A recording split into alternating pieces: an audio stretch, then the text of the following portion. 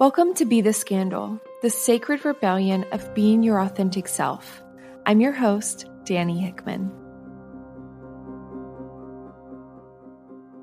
If you've been exploring the personal growth space, you've probably heard versions of these statements. Check in with your intuition or trust your gut, which is all well and good and what I believe to be really great, solid advice when you actually know how to connect with this intuitive, wise part of you. In my experience, part of moving through the world more authentically is reconnecting with this wise, intuitive part of us and learning to build this trust muscle with our intuition and to stop outsourcing our decision making. And that's exactly what we're talking about in this episode. In this episode, I'm giving you a sneak peek into a conversation with one of my oldest best friends and spiritual mentors, Kimberly Manley. Throughout the almost 20 years of knowing Kim, she has been my go-to person for intuitive and spiritual guidance. Throughout the years, she has helped me learn the language and communication of my own intuition and has really supported me in moving forward with my own wise, intuitive decisions. Kim is an intuitive and a student and teacher of mindfulness and intentional thought. I'm really excited because currently she's working to create a workbook to help other people like you align their vibration towards health, abundance, and inner peace. Keep listening to tune into my conversation with my friend Kim. Earlier today, before this conversation, I was thinking about how I wanted to introduce you. And the first thing that came up for me is, of course, you're one of my best friends and one of my oldest and longest friends. But also these words came in as like, you are one of my spiritual mentors. And so I'm excited to invite you into this space. And I'm curious, how does that introduction feel for you as a spiritual mentor? Thank you. It feels super warm, feels really good because I think of you. I feel like there's a part of like a spiritual partnership or a spiritual mentorship where it's a two-way street. But I do see in moments where I've learned from you and where you've learned from me. And so that feels really warm and special and also really gratifying. So thank you. I'm excited for this conversation because we're going to be talking about how do you come back to yourself and your intuition and stop outsourcing decision making. And I know for me, you're that person that I call if I'm needing support in that. So I'm really glad that I got you on a microphone and we're able to share this with the world. And so much about decision making is really, and helping somebody else make a decision, right, is about helping them to come to terms with what their decision would be versus what you think their decision would be. So I'm really excited to talk about this. Yeah, I'm so glad that you named that here on the front end because I don't think a lot of us have met other people in their decision making in that supportive energy. I know a lot of people that I work with client-wise will ask me my thoughts on things or what decisions they should make. And whenever I invite them to check in with themselves and ask themselves that question, they get really uncomfortable. Yeah, I have some people in my life as well who, when I try to talk them through, like, well, what do you want to do? To be quite honest, I think people sometimes even know that they have trouble making decisions for themselves or they know they feel disconnected. And I think there's two sides of it. It's the side where it's just our natural inclination to ask, what do others around me think? And then there's also the inclination of I'm so disconnected with what my inner being is actually saying that when someone prompts me to try to connect with that inner being, I'm not even sure how to do it anymore. What's coming up for me right now is I don't think that there's going to be an episode of this podcast where I'm not talking about codependency, but I feel like, really honing in on what you're saying, like there's layers of codependency. Ooh, how will my decision make other people feel? Or even if people are asking me my feedback on their decision, my codependency comes in of I'm wanting them to make a decision that makes me less distressed. And then also you're speaking to that other piece of, hey, when we actually do tune in, how do we know what we want? How do we know what we desire? How do we know what our intuition is actually saying? It is I don't know if social construct is the right word, but there is something socially important about when you're making a decision, understanding the impacts to others, right? Like that is not a bad thing, but sometimes we can over-index on how is this going to impact others? Is this really going to impact others at all? And then also, what are the choices they would make versus the choice that I would make? And I think that's, for me, the biggest part that I've learned in the last, decade or so around being able to make my own decisions is really about being able to hear my own voice, even if I'm getting input from other people. I think maybe this is jumping ahead a little bit, but there's a piece about when you're listening to others, your inner being is saying, hey, I agree with this, or I disagree with this, or this feels good, or that doesn't feel good. And when we're asking other people for advice, or we're throwing our ideas at them, really their responses are about us understanding, okay, how is my inner being reacting to what they're saying or what they're suggesting?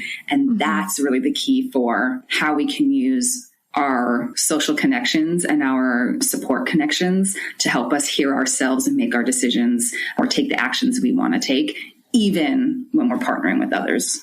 But I always tell people, like, seek wise counsel and then make a conscious choice from there. And I love what you're saying, because we spoke about this maybe a couple of weeks ago in a phone call of how do we take the information and advice or energy from other people and interpret it through our own lens. It's kind of like checks and balances of, ooh, is this my truth? Does this resonate with me, what they're saying? And learning how to decipher that and move forward with decisions that are aligned with you, and not just making decisions because other people invited you to do that.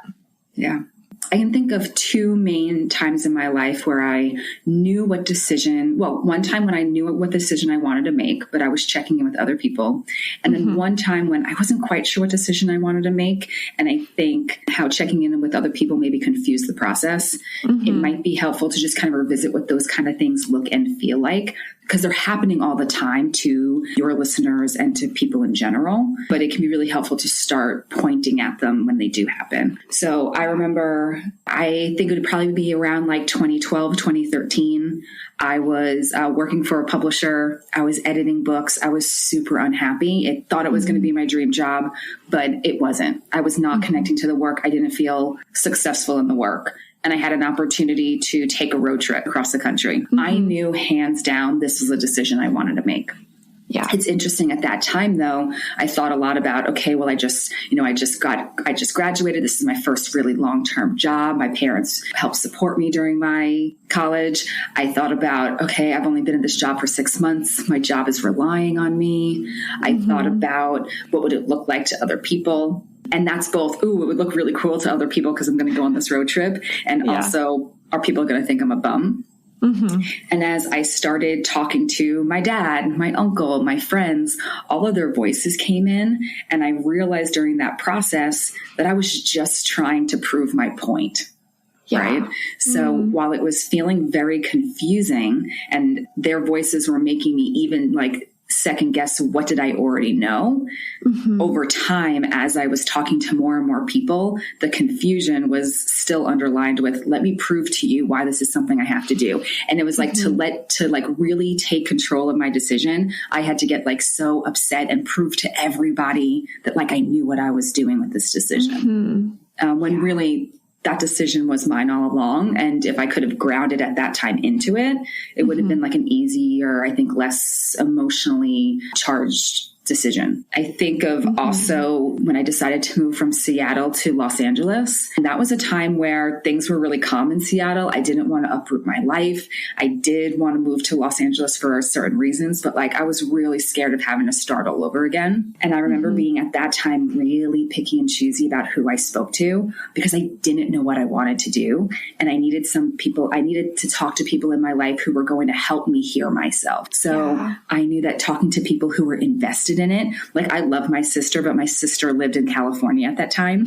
Talking with her was not helpful because she told me, move here. That wasn't helpful because I didn't need her decision. I needed people like you and some other contacts that would help me hear myself. And so kind of taking that first experience where I spoke to everybody and everybody and anywhere just to confirm my decision, then being really picky a few years later and saying, I'm only going to speak to the people who are going to listen to me and tell me what they hear me saying so I can better hear myself instead. Yeah, I'm writing a few of these things down so I don't forget to speak to these because I just love so much of what you just said. And I want to go with that first story is the energy of we're asking everyone and their brother because we don't know how to anchor and to fully listen to ourselves. And we work really hard to try to get the answer to confirm what we already know. And so I love to ask myself in those moments, I'd be curious your thoughts of, hey, what is my intention with asking so-and-so? Or you're like, I want to make this decision. I'm not sure what to do. I'm going to call my mom for example, well, why are you calling your mom? Doing that check-in with yourself and checking like, who's actually calling my mom? That part of me that is wise and intuitive, or that part of me that feels like a little kid that wants an adult to tell me what to do or someone to confirm what I already know. So I like to think of it like that too, of like, what is the energy in which we're checking with people and who are we asking? Because in that second story, you could tell your energy. And of course, it was years later. I know you anchored more into who you are and learning to trust yourself even deeper. I really love what you said about I was asking people to help me hear my intuition and to tell me what they hear me saying to help mirror that back. Just really love the energy of that. I felt really big in my body when you said it. Well, and back to what you were saying around the reasons we reach out to other people or we start outsourcing our decision making or outsourcing what we think our sense of self should be. Those could be because in the past we felt like those decisions we made were wrong. That might be because we feel like we owe other people something. That might be because truly we feel conflicted and it feels really big and powerful and scary to have to make that decision and everything that comes with it just by ourselves. If someone else helps us to make our decision, well, not that we're going to lay blame on them, but we know like, well, we're not alone and it wasn't just me. I don't have to shoulder the weight of how my life turns out. But then you're also you can miss the opportunity if you make a decision that's not fully aligned with yourself to then realize the experiences that like you're really craving for. The phrase, the truth of the moment, comes up for me because when we're outsourcing like that and I'm moving my hands kind of erratically, it feels like that. It's almost like anxious for me when I do it. When we're doing that, we're not really being present in the truth of what is. And sometimes the truth of what is I'm about to make this decision that might make people upset or is really expansive for me. And I feel scared about what it will mean for me, my relationships, my life. And when we're able to really be present in like, hey, what is the truth? What's actually going on? Why am I checking in with everyone that I can and asking their opinion or their validation? What do I need in this moment to anchor and get quiet and actually listen to myself? And you know, Danny, as you're talking, I can see you since we are on video right now. And one of the things I notice is when you're talking about anchoring yourself and really coming to terms with what you and your inner being are saying, I feel in the same place as I'm watching you. You're like holding your chest, right? Like you're kind of holding like below where your shoulders would be when you're talking about grounding. And as you were talking, I was thinking, I think a lot of when we start outsourcing our decision making, outsourcing our choices, a lot of times it's that competition actually between should I be listening to my thoughts or should I be listening to my heart in quotes, or like, is there a different voice beside my thoughts? When I think about some of the most challenging decisions I've had to make, or even just simple decisions that just had a lot of heaviness or mind fuzz, it was a lot around I'm trying to listen to my heart, but my brain is so loud that I think I need to talk to other people to sort out what my brain is saying. When a lot of times maybe we just need to learn how to connect with our inner being, our heart, our wisdom, and help the brain kind of quiet down.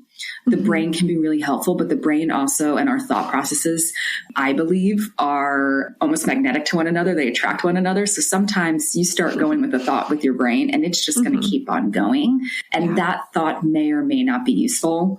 And when it comes to listening to yourself and decision making, there's actually a different part of you that is normally speaking if you start to get quiet enough to hear it. Yeah, I completely agree with everything that you're saying. And in my experience, now when I get a lot of that mental noise, I use it as a cue to get quiet and get grounded and be still so that I can actually hear what my heart is saying. I don't think a lot of us are taught that we can do that. That's an option. And we're not taught how. And at least that has been my experience a little bit. I will say, I did have a family that really was supportive of my intuition and asking, well, what do you think? And even in those wild decisions I would make, I would say intuitively, I feel like this is the right one. And they would support me, even if they didn't understand. So I feel really blessed in that because that helped me learn how do I anchor and move forward whenever I'm receiving that information. But a lot of us don't get that. Yeah, that's very interesting, Danny. Because I think about my family upbringing too. I'm someone like you. I did have a very supportive family, supportive parents that when I was making decisions, they would generally support what that decision was. I'm thinking about one really big decision that I made, like when I was 12, 13 years old.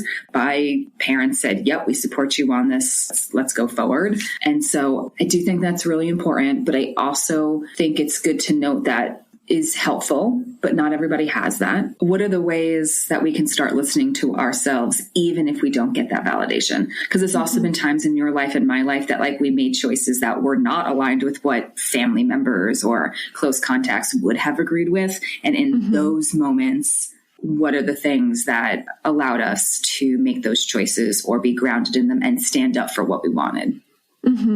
Just quickly, I feel like one of the first things that comes up for me is giving yourself permission or being open to the idea that you have an intuitive part of you and you can receive guidance if you're creating the space to hear that guidance. I think that was my first step of, oh, wait, I can make decisions. I do have a guidance system, and I'm curious what your thoughts would be on like how to start or where to start. I actually think, Danny, that it can start really simply. As you're speaking to that, I think about what are all the little decisions or the things that you know about yourself that happen on a daily basis and maybe all day long. You probably woke up this morning and decided, did you want a cup of tea? Did you want a coffee? Did you want a water? Probably woke up this morning and went to your closet and picked up one shirt or two shirts and said, which one do I want? And you just decided to go with the white shirt versus an orange shirt, right? Those are actually the starting points of your inner self or your inner being or the true you, making decisions throughout your day that are super simple. And I think that it's easy to brush those off because they become routine. They become things that we just do. And sometimes they actually become things that are habitual that maybe aren't connected. But I think if we ground into some of the smaller decisions, that's a really good way to start hearing the voice and realizing that there is a being that's making decisions underneath the surface. When you are picking out your color shirt, when you're picking out tea or coffee, you're oftentimes not really paying attention to the thought in your brain or the feeling in your chest. You're just thinking, okay, today I want coffee. But that is yourself directing you to what feels good in the moment. And that's the same thing as, do I want to live in Seattle? Do I want to live in Los Angeles? It seems so big and drastically different, but really that's the same voice. So I think it's the little things, paying attention to those little things first, and then using that to get bigger and bigger and bigger. I think you can even create an exercise around that. I think about something silly I do, but like when I get out of the shower, a lot of times I have all my bath towels are different colors. When I get out of the shower, sometimes I'll reach for one towel and be like, oh, actually not that color. And I'll reach for a different one. And as simple as it is, I try to honor that impulse and honor that communication that says, no, choose yellow, not blue. And not to ask too many questions about why necessarily, but to just trust that instinct that today it's this color, not that. And I think those little games or those little validations of that voice then kind of give yourself and give that voice the okay to keep talking more or keep giving me more. Well, it makes me think of an exercise that I was doing, and I was trying to do it more intentionally to build and strengthen that relationship with my intuition. And I like to ask the question, like, does it make me expand or contract? And so I was able to go intuitively with that first answer and notice what it feels like in my body. And so, as I'm saying expand, I'm moving my hands out. It feels like my heart's open. It feels good. It feels exciting, feels positive. And then contract, meaning, oh, okay, I'm falling in on myself. It doesn't mean it's always going to be a no, but it just means not right now. It feels closed off. And so I would do that. I remember I was trying to cut down on coffee and caffeine, and I would ask myself, does having another cup of coffee make me expand or contract? And to be honest, I hated when it was contract, but I really wanted that cup of coffee. Or even going to work, does going this way make me expand or contract? Or this other route expand or contract? And I did exactly what you're saying on these these smaller, not life-threatening, major life decisions so that I could get in relationship with my intuition and what it felt like in my body, what it felt like to follow that quick response and not spend too much time thinking about it. So when those bigger decisions came up, career changes, changes in partnerships, ending relationships, going on road trips, moving, things that felt more emotionally charged, I knew that, hey, I can anchor in myself and trust myself in these decisions. So Danny, when you were speaking, you were talking about what feels expansive or contractive. And when you speak to that, it feels very based in like your energy or how like you feel. Some version of energy is feeling big, almost like I think of a balloon being blown up or being deflated. I also noticed too, because those inclinations that our inner being or our self will communicate to us can be different from person to person. And it can be different from like moment to moment sometimes. So when you're talking about expanding, contracting, again, I can see you, but also when you speak, I can feel that for me, expansion makes me feel like, oh, my shoulders are sitting back. I feel like my posture is good. My shoulders are in alignment. And contraction actually feels like, oh, I'm hunched over. It feels like I'm physically condensing my body in space. It feels like there's maybe a weight on my back. Another way to say that is, ooh, weightlessness on my shoulders. I feel it's really easy to put my shoulders back versus a physical weight of some sort or a mental weight on my shoulders making me hunch forward. Those are kind of indications. And that's the same thing as feeling expansive or constrictive, but maybe in different terms. And I do think that's important because your body and your being will communicate differently each time. I think subtly when we're talking about like food, like, do you want to eat this, drink this or not? Sometimes it's the difference. Like I can sometimes feel that in my throat. Sometimes something feels refreshing and like, ooh, that's going to feel good. Sometimes it feels more like, ooh, it almost, as much as I physically want those potato chips, it actually makes me feel like I might throw up. Not in the moment, but like there's that little, again, expansion of the throat or contraction of the throat as it relates to my taste buds or swallowing that food. What you're speaking to is learning the language of your body. These are embodiment techniques that are reconnecting you to your actual vessel so that you can hear these different communications. Because one of my things I know I've definitely said this to you is like, I talk about my zingers. And for me, if it's something that feels like a truth to me, like maybe something that you're saying to me in conversation, I will, not all the time, but sometimes I'll light up. It feels like head to toe. And I just feel like my energy's buzzing. And for me, I've learned, okay, that happens in moments where I really resonate or something feels true that someone else is saying. Maybe I'm reading something, maybe listening to a podcast. And so that's another thing for me that I know intuitively, ooh, that's a yes for me. I want to lean more into that.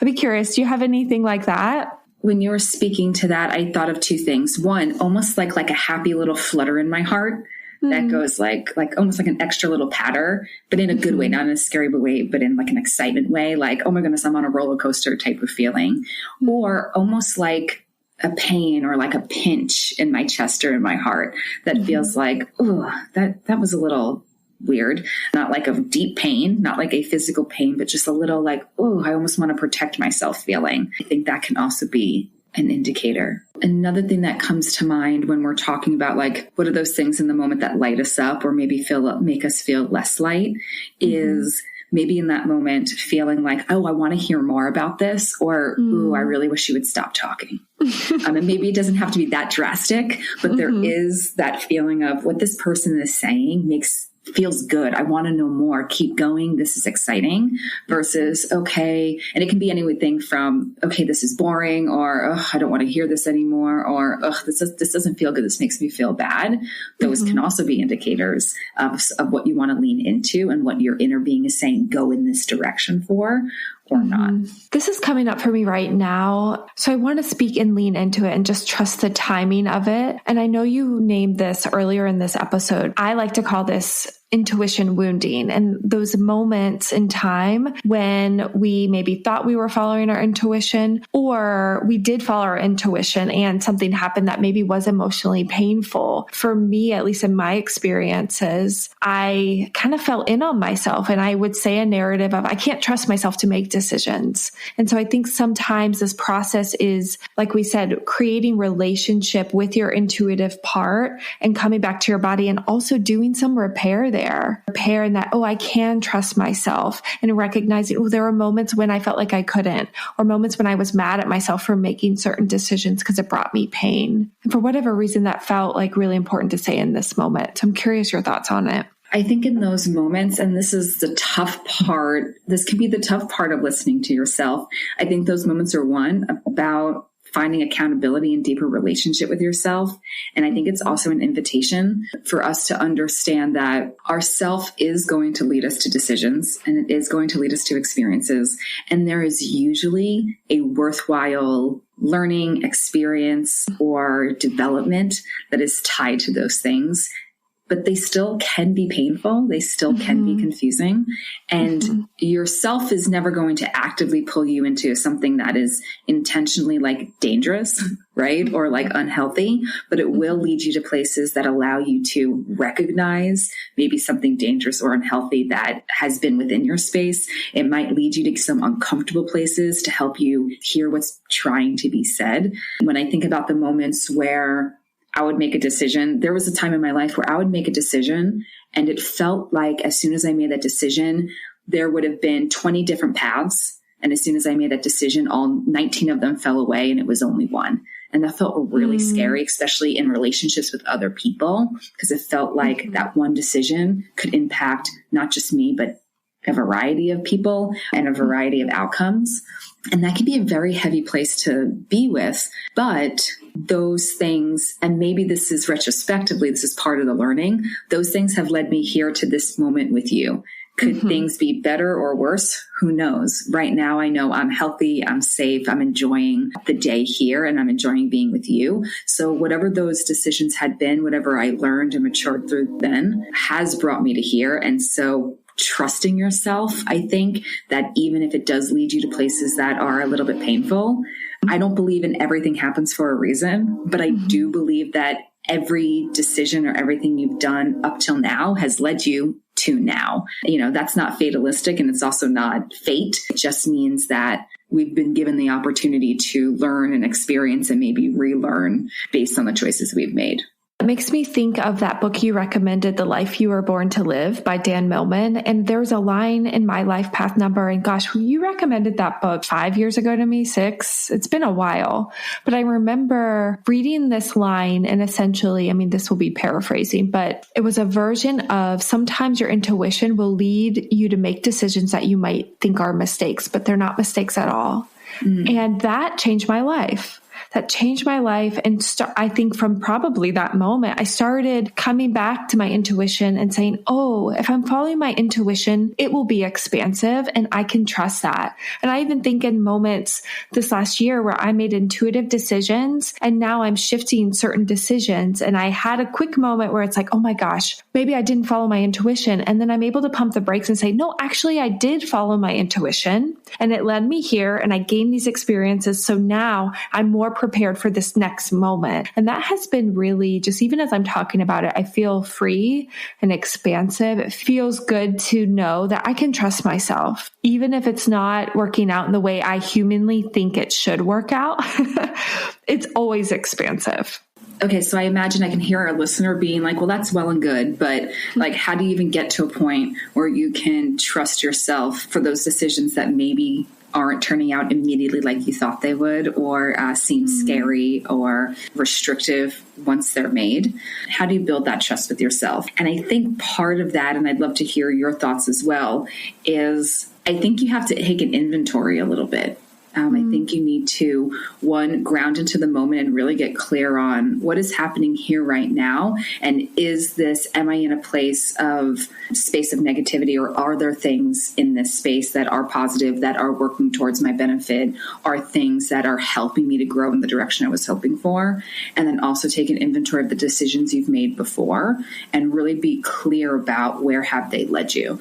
I think when we do that, I think it's very easy to look at a decision or look at where you are now and point to the things that maybe we don't like, or the things that feel scary, or the things that don't feel good. But if we switch the script a little bit and we say, okay, let me intentionally understand, where am I really? What are the things that are feeling uncomfortable? What are the things that actually do feel comfortable? And if I look back at my decisions, what are those things that felt uncomfortable in the moment? But really, if I look around them, what was feeling good around them that maybe I just didn't see? I think retrospectively doing that can help someone start to trust what those decisions were that maybe they judged in the past or maybe felt not, 100% perfect at the time. Well, I love everything that you said, and I agree with it because there's so much information there in those past lived experiences that you can really, again, like we've been saying, reconnect with your intuition and say, oh, yes, I can actually trust myself. It's okay that it didn't work out the way that I thought it was going to, but I can trust myself to keep making decisions that are expansive. And I think for me, it goes back to those smaller decisions and learning how do I anchor into myself and getting acquainted with my intuition and just taking one step forward, one decision at a time, and really being conscious of those decisions, even if they do feel small, but just knowing, oh, I can keep myself safe. I can make good decisions. And sometimes, like I was just talking to my boyfriend about this earlier, about a job that I felt like was intuitive, and I think it was at the time, to take. And then I got there and I realized, oh my gosh, I need to leave. I don't know if you remember that this was a few years ago, but I was like in distress. My body was saying, get out of here. I wanted to abandon myself and not tune into my body because I'm like, well,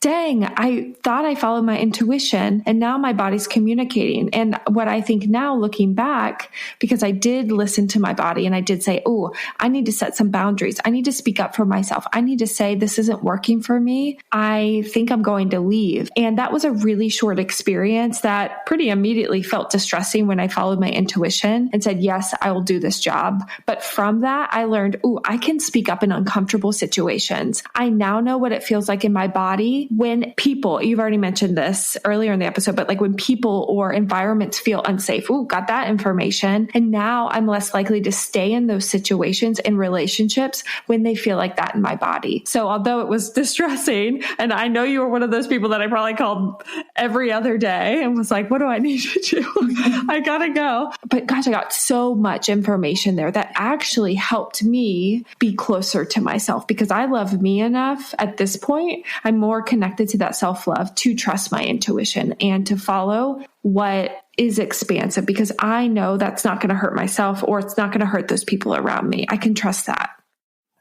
And just to kind of restate, in that moment, it felt distressing. And even looking back, there might be parts of it that look and feel distressing, but it's that getting the other information, looking around that distress, looking around what's going on there to see what other information is happening. What other decisions are you making because of that distress that then is your intuition in the moment communicating? So like, how are we breathing? When you say that, it makes me think about how are you breathing?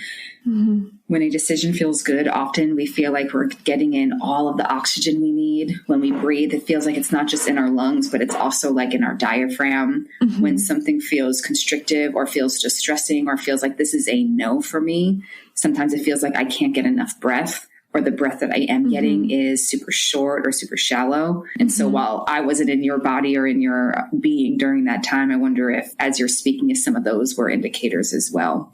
And I think also from what you said is sometimes we don't know. Sometimes we are disconnected from our body enough. All we know is I want to run, or something doesn't feel good, or I feel itchy, or I feel twitchy. Those are indications too. And again, different for everybody and different in different situations, even with the same body. Well, and I think because it was so long ago, and at that point I was really anchored with myself that what I'm remembering isn't maybe those body sensations. What I'm remembering is that more phrasing of get out of here, go, this isn't safe. Like it was more of just like, I think the words coupled with the body sensation, but I feel like the words felt so loud and the language that I felt like I was getting intuitively that I'm not fully able to speak to that body sensation. But as you're asking me that and speaking to that, it just makes me think of an exercise that I'll do a lot with clients is I'll have them bring up a distressing situation, and not something that's going to stir your trauma or throw you in a trauma place, but just something that was distressing for you. And then taking a moment and as if you're watching a movie, and watching this event happen, noticing what's happening in your body's cues, just starting head to toe, noticing tightness, tension, sensation, anything that your body's doing, and then journaling about it, taking notes, really noticing and being present in that, and then doing a visualization about something that felt exciting, like a moment in time that felt joyful, expansive, and good, and doing the same thing, watching it like a movie, like a visualization, and then noticing what's happening in your body. And that's been really helpful for a lot of people that I work with to get to know their body sensations, understand, how does my body communicate to me? And I know we've used this phrase earlier, but like, what is the language of your body? I love that exercise. Yeah, I think that definitely connects to some of the things we've spoken here today around how do you learn to trust? And trust is one, the trust in being able to make worthwhile decisions or decisions that are going to lead you to places of joy. But trust is also about learning what the signals are. Like there's two different types of trust. There's the trust that like things are going to always work out great, right? That's one type of trust. There's also just the very base level trust of I can understand you and I trust you to communicate regardless of what you are communicating. And when I say you, I'm really thinking about that inner being or that self. I promise if you start thinking about the decisions you have made for yourself without outsourcing to somebody, which can be as simple as what's the shirt that you're wearing? What are you drinking? Where do you want to go eat dinner? I promise that if you pay attention to those moments and you take inventory of the moments where you have done that, it will become easier for you to make more complicated decisions based on your decision making versus others. And it's okay if you don't do it all the time. It's okay if you outsource from time to time as you learn this process. But I really encourage everyone to look back and think about all the times that they've made decisions for themselves and then notice them, notice how they turned out right or how they turned out well, even if it's just because you felt good in that shirt that day. And the next time a decision comes up, remind yourself of, choosing that shirt. That I think will help ground into the idea that I can make decisions. I can make decisions that feel good. And as those decisions become more and more complicated, I think listeners will become more and more grounded in feeling confident in being able to trust their own decision making and trust those little voices or communications that come from their body, their higher self, their inner being, their intuition, whatever that might be.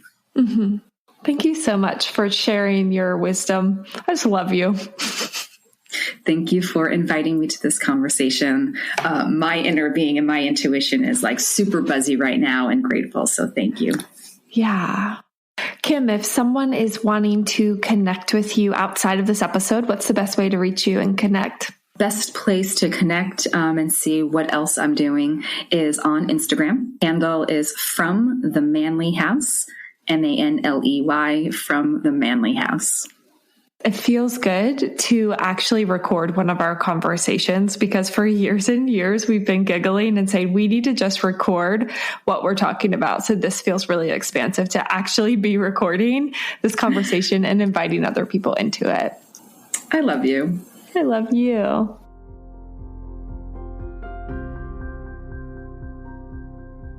Thanks for tuning in to this episode of Be the Scandal. If you like what you heard, don't forget to click subscribe so that you can join in on the sacred rebellion of being your most authentic self.